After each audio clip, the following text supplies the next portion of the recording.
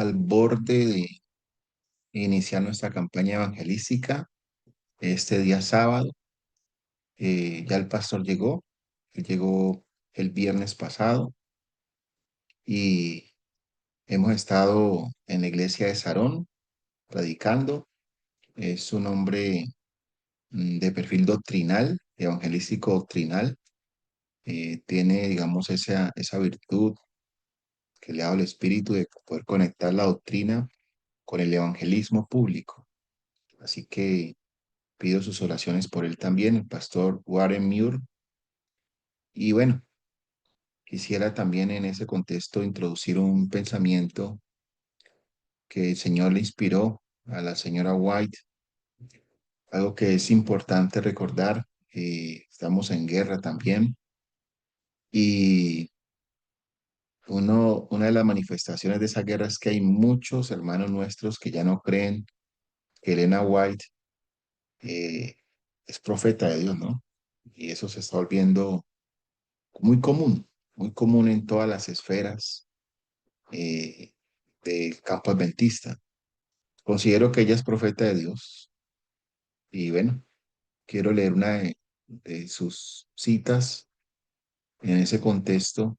Dice, siempre que se hace un esfuerzo especial para el progreso de la obra, estamos haciendo un esfuerzo misionero, evangelístico, se está haciendo una inversión de dinero, de tiempo, de logística. Y siempre que se hace un esfuerzo misionero para ganar las almas, para rescatar las almas, precisamente las garras de Satanás, dice la señora White que el enemigo de las almas está en el campo con sus fuerzas satánicas. O sea, cuando nosotros hablamos de evangelismo, de buscar a Dios, de ganar las almas para el Señor, el enemigo está ahí presente, con todas sus fuerzas satánicas para frustrar, si es posible, el propósito de Dios. O sea que no solamente nos basta con organizar una campaña evangelística, siempre que nosotros nos disponemos con todos los recursos, las personas para buscar las almas, para orar, los recursos para que las cosas se den, el enemigo ya está listo con todas sus fuerzas satánicas para impedir la obra. El enemigo no quiere que esta campaña se realice, número uno. Número dos, que si se realiza no tenga ningún efecto positivo ni en la iglesia, ni en las almas que no conocen al Señor. Así que les invito para que redoblemos los esfuerzos en oración, en la búsqueda de las almas, eh, los candidatos que hay para el bautismo o con las personas que hemos venido estudiando, motivarlas. Esto se está acabando, familia. Esto se está acabando. El enemigo sabe que le queda poco tiempo y el enemigo quiere con todas sus fuerzas impedir que la mayor cantidad de personas puedan entender el Evangelio, conocer a Jesucristo. Así que el enemigo, aunque está vencido, ayer lo estudiábamos precisamente a la madrugada, que el enemigo es un enemigo vencido, pero no está destruido, no está destruido. Y entonces sigue haciendo daño. No podemos bajar los brazos. Les invito también a redoblar los esfuerzos en oración, en la búsqueda también de la unidad de la iglesia. Hace 8 días le refería precisamente que nosotros podemos estar juntos en la carne, juntos, pero solo el Espíritu Santo nos permite estar unidos como ocurrió antes, durante y después del Pentecostés con los discípulos.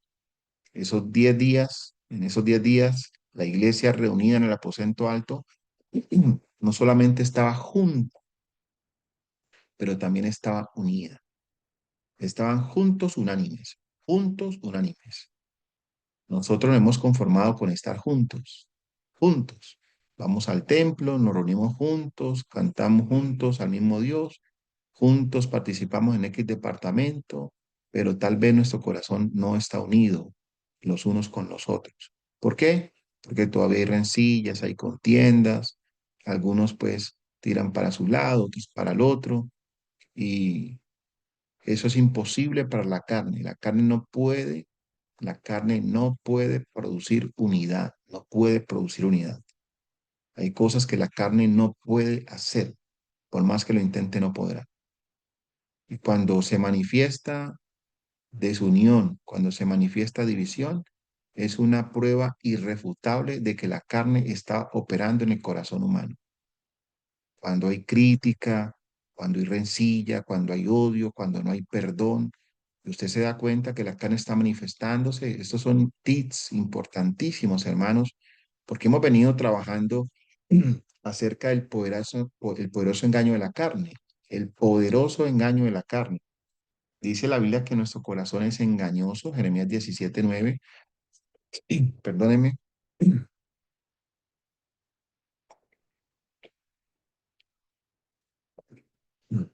que nuestro corazón es engañoso y perverso. ¿Quién lo conocerá? Jeremías 17:9. Hermano, eh, vamos a pedirle, sí, a nuestro hermano Henry, por favor. Muy buenos días, mi pastor, muchas gracias. Jeremías 17:9, efectivamente es una afirmación. Engañoso es el corazón más que todas las cosas y perverso. ¿Quién lo conocerá? Amén. Ok, y no es solamente el corazón del pastor Leonardo, es el corazón de todo ser humano. Nosotros cuando abordamos la vida espiritual tenemos que abordarla desde las declaraciones que la Biblia ha hecho. Ese corazón sigue allí. Hermanos, así hayamos aceptado a Cristo, ese corazón sigue siendo engañoso y no nos podemos confiar. No nos podemos confiar. No nos podemos confiar. Creo que es Salmos 19, versículo 12, si la memoria no me falla. Creo que es 19, 12, que habla de que nadie puede discernir sus propios errores. Salmo 19, 12. Vamos ahí, hermano Henry, por favor. Sí, creo que es el Salmo 19, 12, si no lo buscamos. Sí, sí, mi pastor, confirmado. Ese es Salmos 19:12. ¿Quién podrá entender sus propios errores? Líbrame de los que me son ocultos. Amén. Líbrame de los que me son ocultos. Nosotros tenemos que abordar la vida espiritual desde las declaraciones bíblicas. Cuando yo me aproximo a Dios, cuando yo, Leonardo Orozco, me aproximo a Dios, me tengo que aproximar con la conciencia despierta de que mi corazón es engañoso y que no puedo discernir mis propios errores. No puedo. Que hay un punto ciego en mi mente al cual yo no tengo acceso. Y ese punto ciego puede hacerme creer que aunque estoy junto con mis hermanos, estoy bien, pero no basta solamente con estar juntos. Ustedes recuerdan cómo estaban los discípulos. Los discípulos estaban juntos, pero hasta que no vino el Pentecostés no estuvieron unidos, no estuvieron unidos. Necesitaron la lluvia temprana. Ellos estaban juntos, pero estaban divididos. Juan y Santiago estaban pidiendo los primeros puestos, pero no en el reino de gloria, sino en el reino, no en el reino de gracia, sino en el reino de gloria. Querían estar allí reinando, porque ellos tenían la idea, ayer lo estudiamos precisamente, eh, que el mundo es un enemigo y con las ideas y las filosofías habían engañado al pueblo judío, el mundo, porque ellos creían que el Mesías, cuando viniera, iba a reinar como un militar, iba a establecer un reino político. Y en ese reino político, donde Roma sería derrotada, su enemigo, porque ellos pensaban que el enemigo de ellos era Roma. O sea, una ceguera espiritual superlativa. Ellos pensaban que el enemigo era un enemigo físico y en ese caso era Roma. Y no entendían que el enemigo del ser humano no es Roma, es el diablo, es el mundo y es la carne. Ellos no entendían eso. Y Jesucristo no vino a pelear contra Roma, vino a pelear fue contra el diablo, contra el mundo y la carne y los derrotó, los derrotó. Entonces Juan y Santiago querían esos puestos de honor, pero no solamente Juan y Santiago, también los otros 10 discípulos querían exactamente lo mismo, que se ofendieron cuando Juan y Santiago piden esos cargos, esos puestos, los 10 también responden, ofendidos porque también querían esos puestos. Entonces el punto es que aunque estaban juntos, estaban divididos.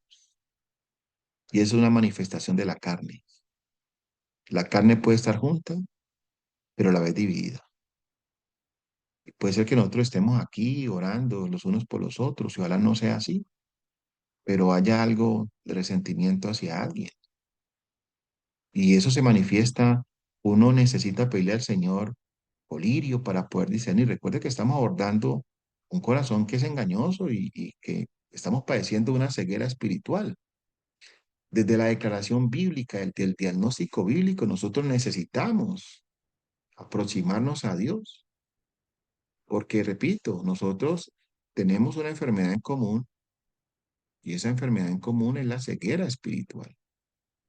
Nosotros estamos ciegos. ¿Quién lo dice? El Señor. Y desde allí nosotros tenemos que, con conciencia despierta, abordar nuestra vida espiritual.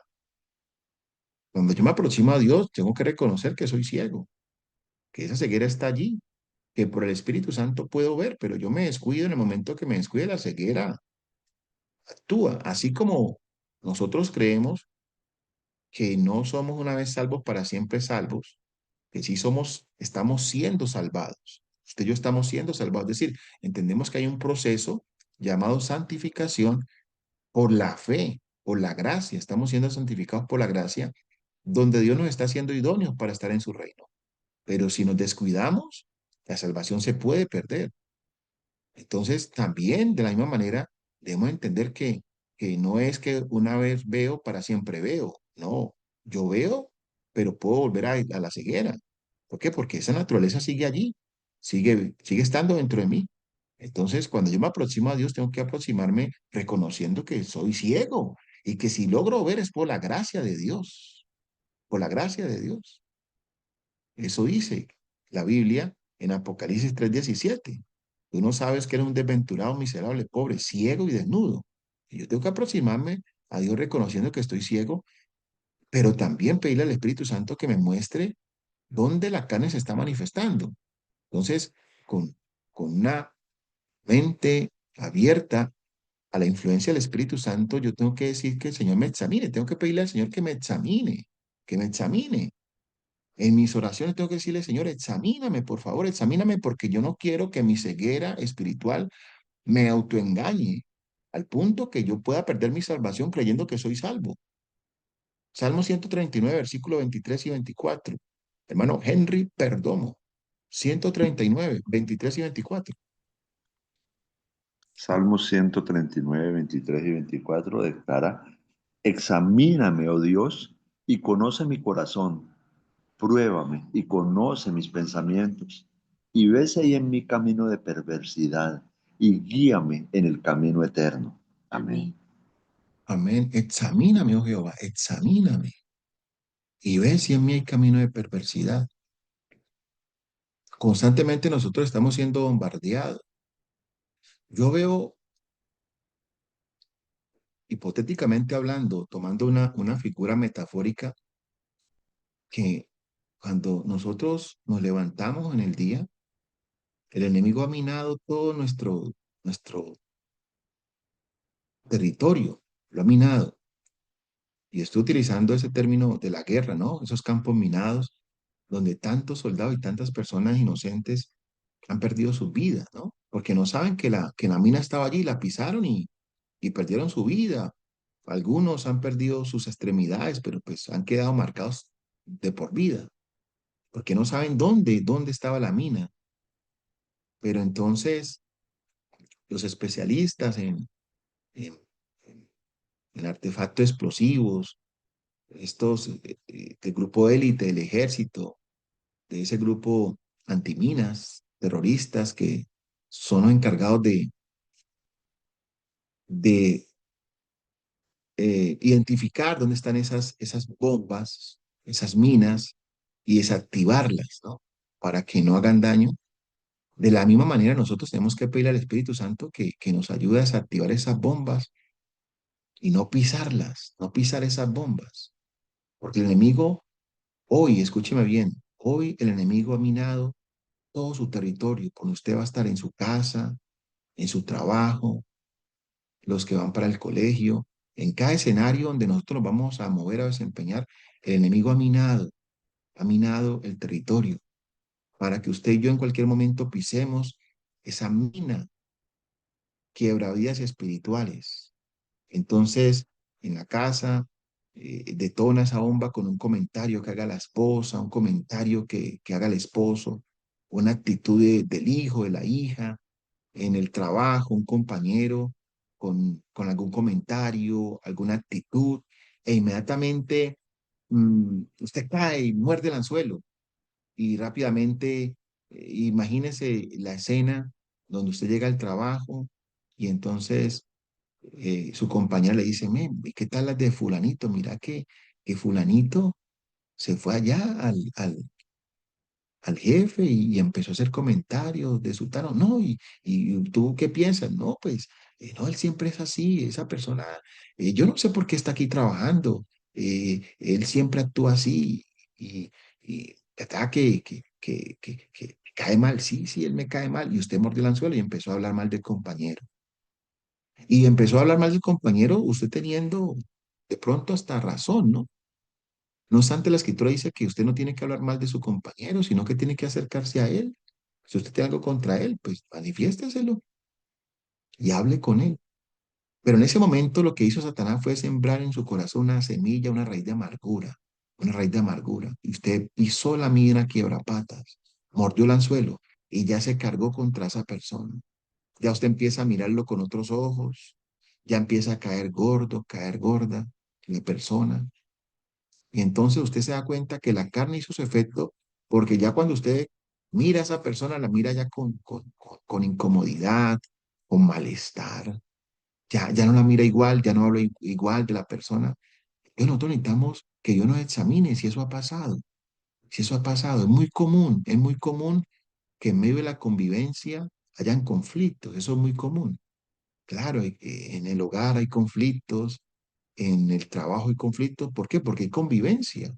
Y entonces hay actitudes, hay formas de ser, hay temperamentos que chocan, que chocan. Pero eso es una cosa y lo otro es que usted se deja afectar por lo que está en su entorno, no se deja afectar. Porque puede ser que la esposa se levantó con un mal espíritu, se levantó, durmió mal, tiene un cambio hormonal, lo que sea que le haya ocurrido, pero no muerde usted el anzuelo, no entre usted en esa dinámica también con ella de fastidiarse, porque una vez que usted dice, no me la aguanto, entonces ya usted va a responder mal, usted va a pensar mal y ya mordió el anzuelo, ya pisó la mina quiebrapatas y ese día va a ser un día donde usted va a andar en la carne, aunque usted sea adventista el séptimo día, porque mordió el anzuelo. Y es algo que nosotros necesitamos discernir. Eso hace parte de la ceguera espiritual, que eso está ocurriendo en nuestras narices y no nos estamos dando cuenta que la carne nos está dominando.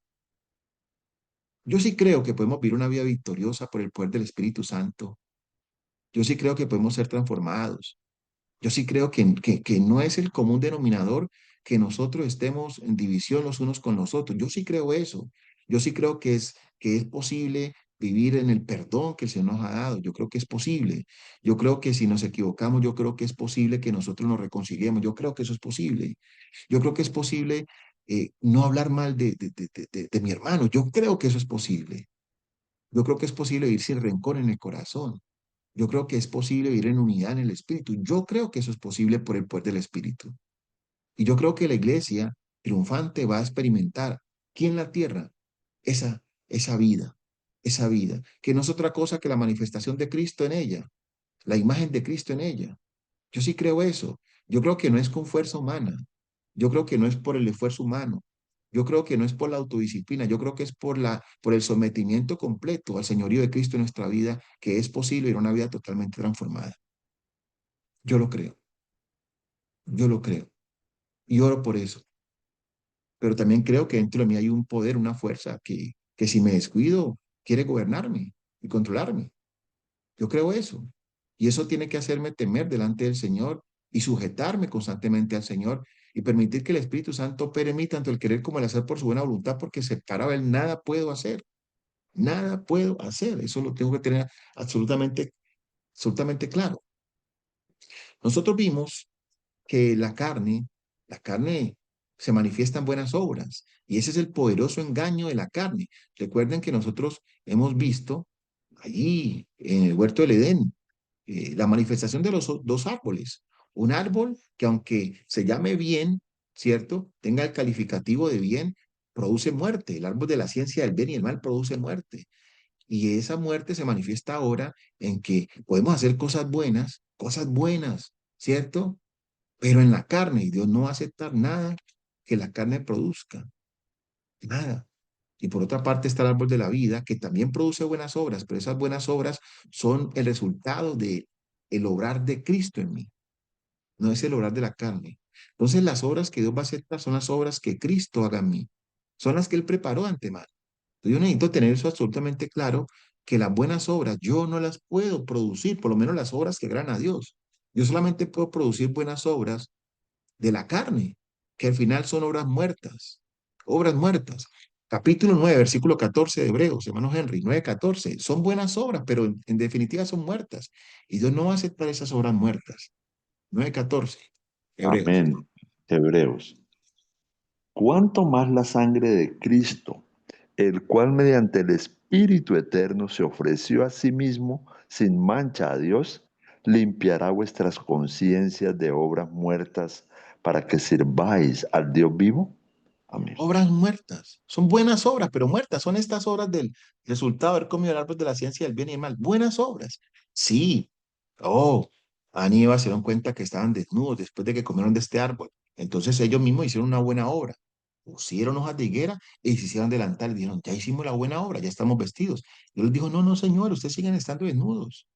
Solo mis obras los pueden cubrir.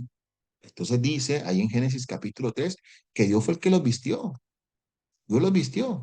Creo que en el capítulo 3 versículo 21 Dios toma ahora, ¿cierto? Túnicas de pieles de cordero y los viste.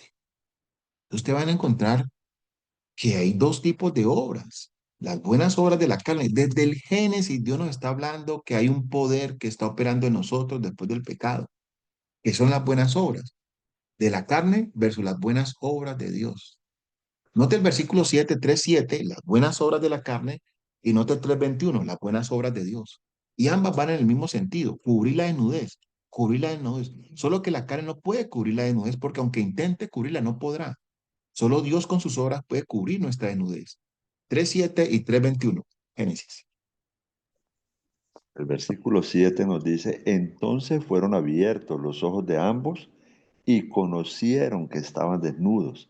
Entonces cosieron hojas de higuera y se hicieron delantales. Y en el versículo 21 añade, y Jehová Dios hizo al hombre y a su mujer túnicas de pieles y los vistió. Amén. Ok, ahí están las buenas obras de la carne versus las buenas obras de Dios. Y nosotros necesitamos discernir si las buenas obras las está produciendo mi carne o las produce Dios. Son diametralmente diferentes.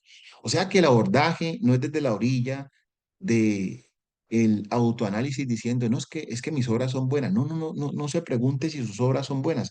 Pregúntese de dónde provienen las buenas obras que usted está haciendo. ¿De dónde vienen las buenas obras? ¿De dónde?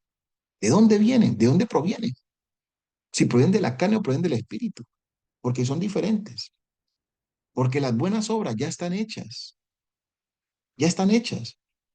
Y esas buenas obras las hizo Dios. Ahora usted y yo en el espíritu tenemos que andar en ellas. Dios no dejó que el hombre haga las buenas obras. Las buenas obras las hace él. Efesios 3:10, hermano Henry, Efesios 3:10. Efesios 3:10 dice, para que la multiforme sabiduría de Dios sea ahora dada a conocer por medio de la iglesia a los principados y potestades. Perdón. Filipenses, Allá, 3:10. Filipenses 2:10. Filipenses 2:10. Filipenses 2:10. Perdón, vuelvo otra vez con Filipenses. Ok. Efesios 2:10. Efesios 2:10.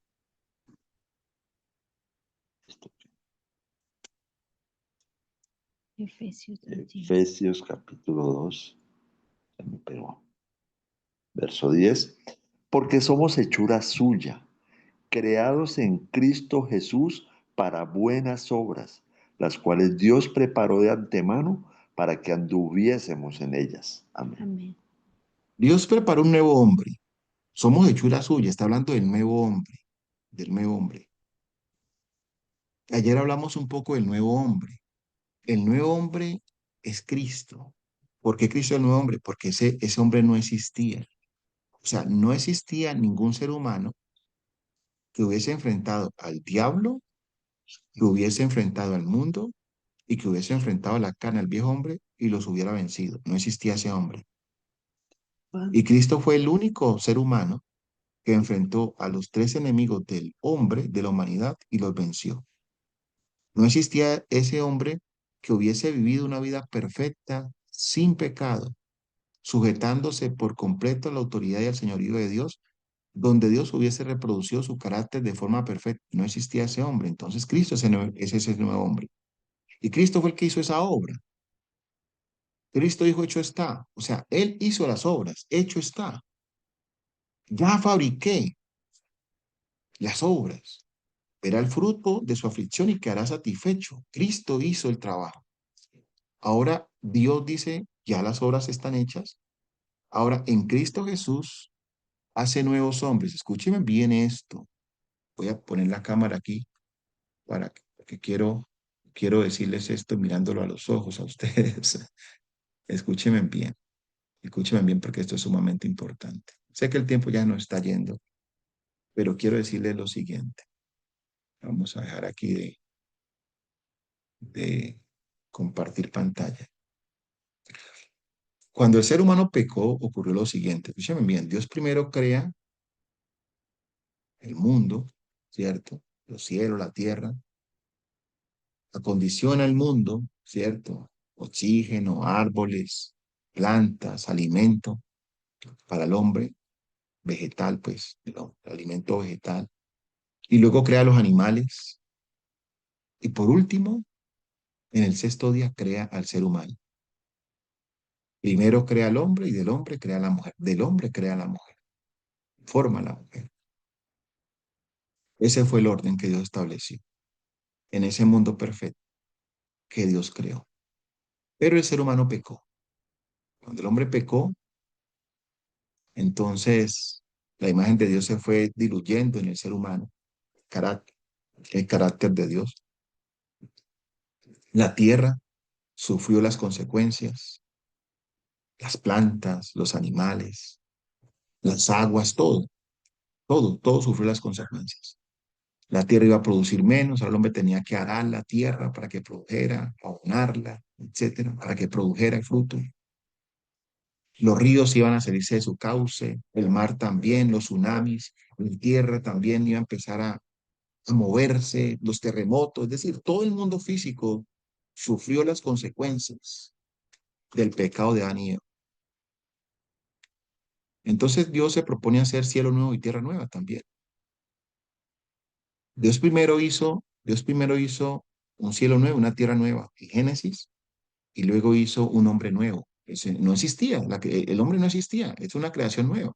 Estoy hablando de 6.000 años atrás. Pero todo eso se echó a perder, todo eso se echó a perder.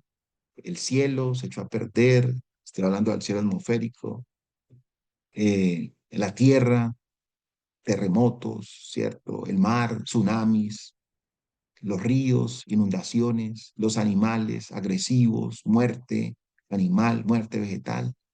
Por supuesto también el odio del ser humano, el rencor, la muerte. Se echó a perder esa creación. Entonces Dios manda a un nuevo hombre, a su Hijo, Dios hecho carne, para que restaure todas las cosas, para que restaure todas las cosas en Él, en Cristo. Esa es la misión de Cristo, restaurar todas las cosas. Y lo primero que hace Cristo es restaurar la imagen de Dios en el hombre. Y Él es el modelo. O sea, Él es el recipiente donde Dios, el Padre, pudo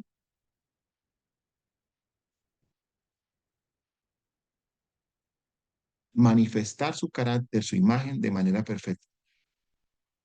El modelo. Todo lo que es Dios, Cristo lo manifestó. El amor de Dios, la paciencia de Dios, la bondad de Dios, la misericordia de Dios, el poder de Dios también.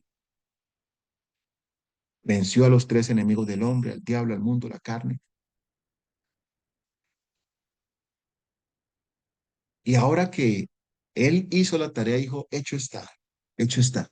Entonces ya el hombre está restaurado. En Cristo toda la humanidad fue restaurada. Jesucristo, restauró la imagen de Dios en el hombre. Entonces, ahora que restauró la imagen de Dios en el hombre, empieza a hacer lo que pasó en Génesis, multiplicarse. Porque Dios crea al ser humano, crea a la mujer, forma a la mujer y ahora les da la orden para que se multipliquen, que llenen la tierra. Entonces, Cristo es el nuevo hombre, el segundo Adán, y ahora toma a su esposa para multiplicarse. La esposa es la iglesia, la iglesia. Y la iglesia formada del costado de Cristo. El costado de Cristo fue herido. Lo último que hizo el soldado romano fue herir el costado de Cristo y de allí salió agua y sangre. El costado herido, de allí dando a entender que Dios está lo último, ya, dio lo último. Cuando Adán estaba dormido, Dios vio el costado de Adán. Cuando Adán estaba dormido. Cuando Cristo estaba dormido en la cruz, el soldado romano abrió el costado de Jesús. Y de allí, verificando que estaba dormido, ¿cierto? Dando testimonio en la escritura de que Cristo había muerto, de su muerte ahora produce a una mujer, a la iglesia. La iglesia nace por la muerte de Jesús. Él le da vida a la iglesia. Su muerte perfecta le da vida a la iglesia, su muerte en victoria. Y ahora Cristo se une a su esposa, a su iglesia, y se empieza a multiplicar. Escúcheme bien esto es sumamente importante. Se empieza a multiplicar en hombres y mujeres que se producen por esa unión entre Cristo y su esposa.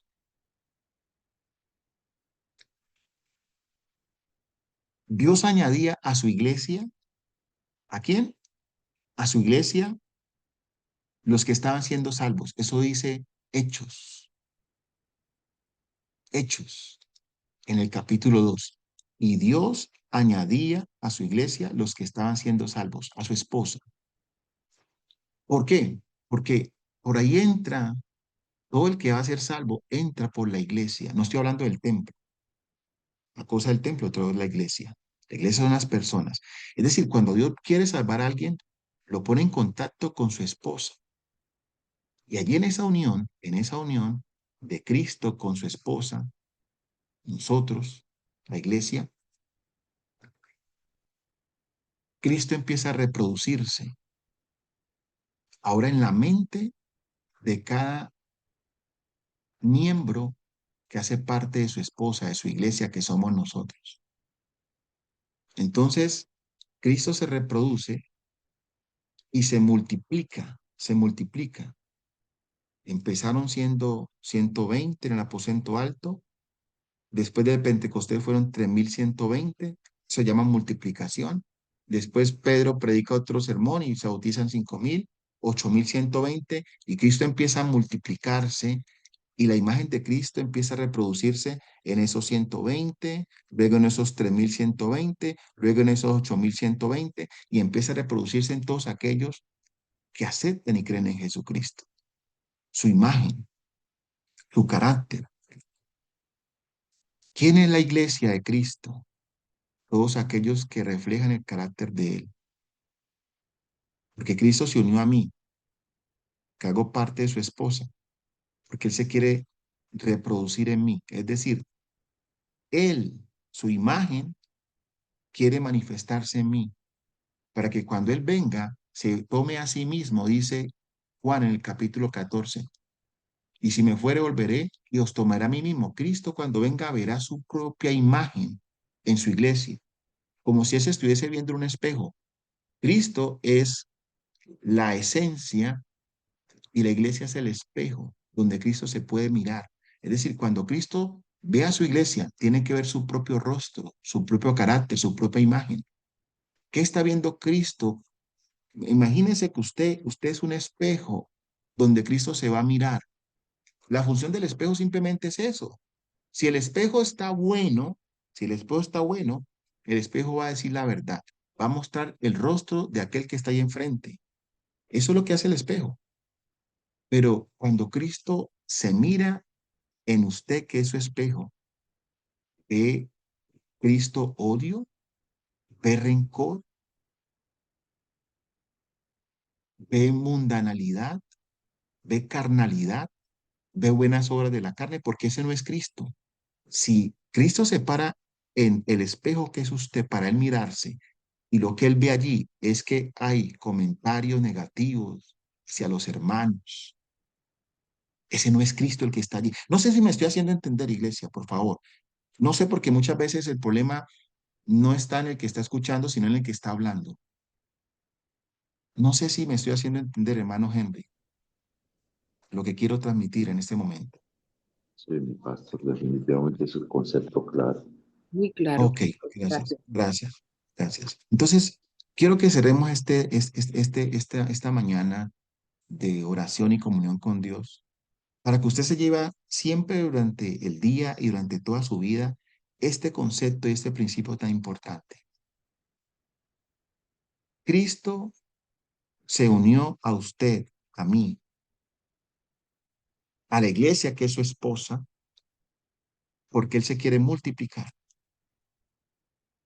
Porque con los que Él se multiplique y en los que Él se multiplique, es que va a llenar los cielos nuevos y la tierra nueva. O sea que ocurre el proceso inverso que en Génesis. En Génesis, cuando Dios crea, creó primero los cielos y la tierra y por último creó al hombre. Ahora, en la nueva creación, Dios lo primero que crea en esta tierra vieja, ¿sabe qué es lo que Dios crea? Hombres nuevos, hombres y mujeres nuevos. Y con esos hombres y mujeres nuevos, donde Él refleja, donde Él se puede ver a sí mismo, Él va a llenar los cielos nuevos y la tierra nueva. O sea, nadie que no refleje la imagen de Cristo al nuevo hombre podrá entrar en los cielos nuevos y en la tierra nueva. Entonces, desde ahora, hay que decirle, Señor, examíneme. Cuando Cristo se mira a mí, ¿qué es lo que está viendo? ¿Qué es lo que está viendo? ¿Se está viendo a sí mismo? ¿O está viendo orgullo? ¿Qué es lo que está viendo? Usted es el espejo donde Cristo se mira. Y Cristo tiene que mirarse a sí mismo en usted. Esa es la obra del Espíritu Santo. Que usted y yo muramos para que Cristo viva y se pueda reflejar en nosotros. Señor nos ayude, familia, en este día. Fuerte abrazo para todos, para todas. Dios me les guarde. Nos vemos el próximo jueves. Estamos en Amén. modo campaña, hermanos. En modo campaña. Amén. Mañana, de paso, mañana tenemos reunión de oración. Pase la voz, pase la voz, reunión de oración presencial de 7 de la noche a 8:30, allá en el Templo de Maranata. Vamos a estar orando por la campaña, clamando al Señor para que nos use, para que Amén. traiga las visitas. Invite a sus amigos, invite a sus familiares, invítelos para que el Espíritu Santo recuerde, Dios quiere reproducirse también en su esposo, en su esposa.